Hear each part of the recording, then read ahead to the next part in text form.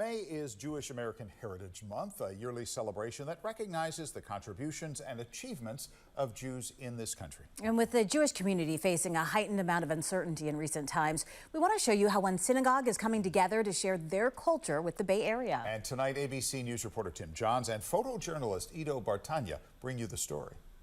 Be'ezrat Hashem, Shabbat Shalom for blessings. You got to come to Anshe Sorad because it's the best. Friday night, it's all about connection. You walk in the doors there and the smell of the food. We are a really unique space in San Francisco. Since coming to the U.S. last year, Tovai Al-Hagai has been looking for her place of belonging. I just moved halfway across the world from London to San Francisco, and I found this synagogue and service, and that gave me that feeling of like, wow, like I'm in a place that I have no idea, but this is my home. Born in the UK to an Iraqi Jewish family, Hagai says that home is Anshe Sepharad, a Sephardic or Middle Eastern synagogue on San Francisco's west side.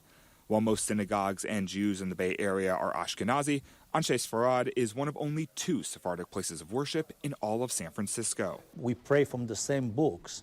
It's just that the style of the prayer and the pronunciations are a little bit different. The Sephardic food is, has more spices.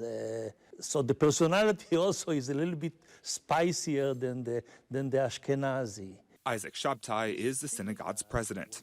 He says while the congregation has a history of welcoming people like Hagai for over a century, in recent years it's seen its population slowly decline. It's dwindling. The community is dwindling in San Francisco. People who are coming to the synagogue. To combat that problem, a little over a year ago, Anshe Sepharad began hosting Shabbat dinners for the community on the first Friday of every month. Shabbat dinner is a traditional meal eaten by Jews to mark the beginning of the Sabbath. We got a glimpse into the preparations that were underway at the synagogue.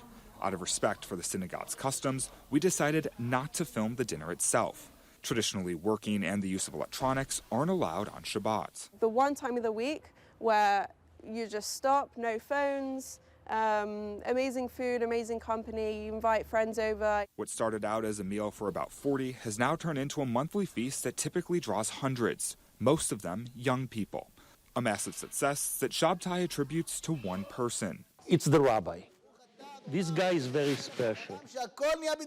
That rabbi is Avigdor Ashtar. I never ask someone what do they do for a living, because I think when you come, and I felt that, like when you come and ask, what do you do for a living? Then a person feels like, okay, so you try to evaluate me on that.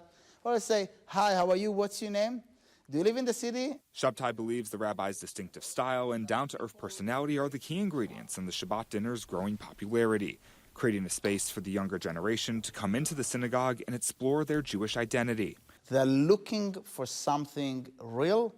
They're looking to connect. They're looking more things in person with the right vibe. Rabbi Ashtar believes the rise in anti-Semitism that's been documented over the past 18 months has driven a growing number of Jews to find comfort within their own community. After October 7th, it just brings to people like, what is that about? What does it mean to be a Jew?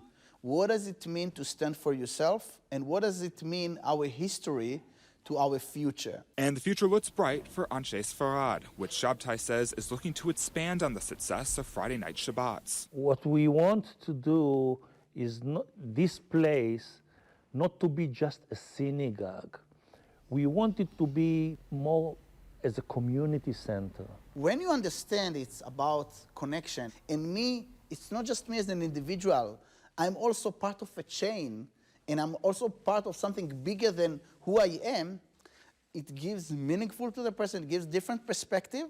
Plans that are welcomed by Hagai, who wants Anshe Sepharad to continue to be a welcoming place for more people like her, making it not just her place of worship, but also her home away from home. That's my synagogue now. Like, I'm in San Francisco, that's my community. In San Francisco, Tim Johns, ABC 7 News.